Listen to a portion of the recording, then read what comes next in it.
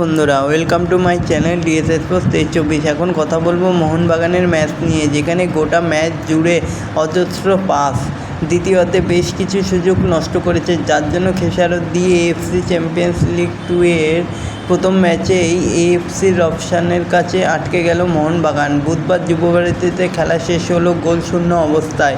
শেষ দিকে একাধিক সুযোগ নষ্ট না করলে মোহনবাগানকে শুধুমাত্র 1 পয়েন্ট পেতে হতো না। তো বন্ধুরা, এরকমই সব ফুটবলের খবর প্রতিদিন জানতে হলে আমার চ্যানেলটিকে অতি শীঘ্রই লাইক, কমেন্ট, সাবস্ক্রাইব করতে ভুলো না ও বন্ধুদের মধ্যে প্রচুর পরিমাণে শেয়ার করে দাও, যাতে আমার 4000 ঘন্টা ওয়াচ টাইম খুব শীঘ্রই পূর্ণ হয়ে যায় আর এরকমই সব ফুটবলের খবর তোমাদের কাছে নিয়ে আসতে পারি। তো বন্ধুরা, শুরু হয়ে গেল চ্যাম্পিয়ন্স লিগ, যেখানে 7 জন বিদেশি নিয়ে খেলতে নামা এএফসি রাফসানের বিরুদ্ধে লড়াকু ফুটবল মোহনবাগানের। একেবারে শেষ লগ্নে পেতাদোসের গোল বাতিল না হলে হয়তো 3 পয়েন্ট নিয়ে মাঠ ছাড়ত সবুজ মেরুন ব্রিগেড। ড্র দিয়ে এসিএল 2 এর অভিযান শুরু করলো মোহনবাগান।